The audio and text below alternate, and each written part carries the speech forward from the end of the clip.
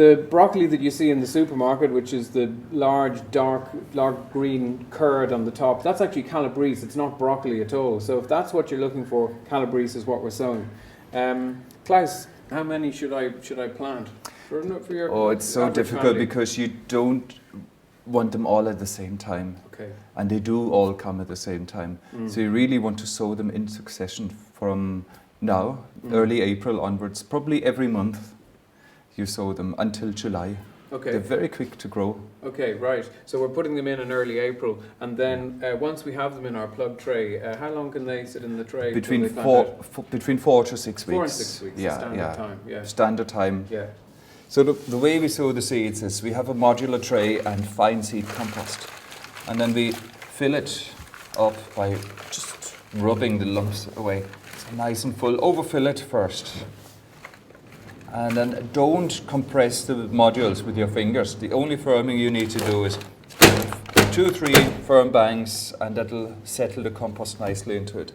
Of course, then we cut off the excess compost. We sow them about fingernails depth, or about 1.5 to 2 centimeters deep. So you make little holes, indentations into the cells. I find it's the easiest is to put seeds onto a piece of paper, and with a pencil or pen, you put 1 seed in each cell.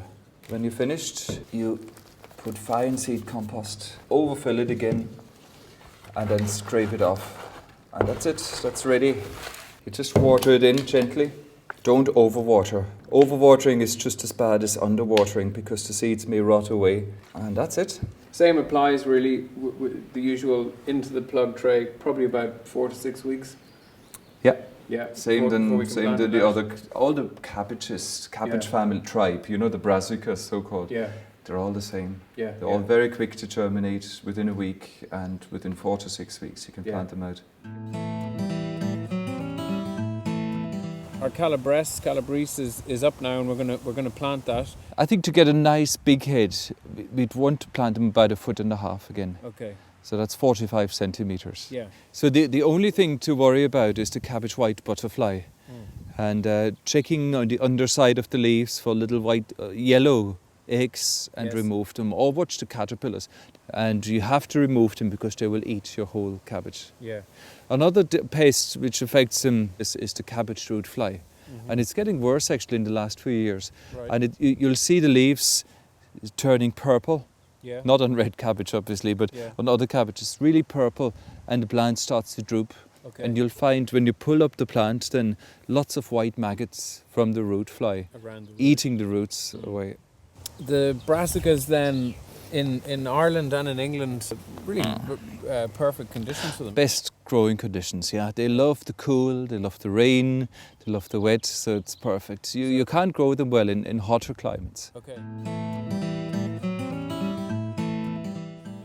Our Calabrese coming on nicely.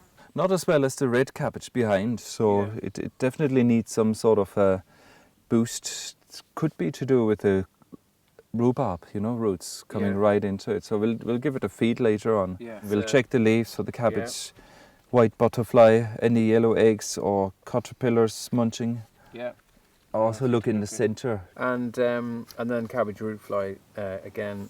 We need to look out for that. That's right, and protect it or prevent it with the collar around the base. These guys need a little bit of a feed. We'd use the poultry and we'll use the poultry quite generously, I think, on them. And don't just put it around the base, because the roots of them will be all over. So spread it evenly across the whole area. Lovely. And we'll also earth them up a little bit in case there's a strong wind, so they don't slash around. These pellets we're using are a poultry manure and seaweed mix. So it really is packed with nutrients. So basically we're just leaving that on the surface, and then the rain will wash them. Will dissolve them and wash wash in the nutrients ready for the plants. So probably another 8 weeks or so by end of August. End of August, yeah. They should be ready. Right, well, and you cut the central head, and then once that's cut, you'll get side shoots regularly. Don't let them go into flower. Don't let the yellow flowers come out. Okay. You really have to check them once a week, twice a week. Okay, we've got our Calabrese here. I'm actually in my polytunnel now because this is one that I've planted for later on in the year. We're in the middle of December now. I've just cut off the outside leaves just to show you. That's the main head of the Calabrese. Now when you cut that off, it will actually start producing some smaller side shoots, a bit like these. I've cut these off a different plant. So you actually get a little bit more than you think. Once you've got your main head, just do leave it and you'll get some more smaller heads. Really delicious and sweet. I'm just going to cut this off now. So literally I'm just going to cut it off here. Chop, chop. Lovely and crisp. And so much better for you than stuff you're getting in the shops. Absolutely crunchy, fabulous, really good for you. You're getting all the vitamins and minerals. So great little crop, the Calabrese, not to be confused with broccoli.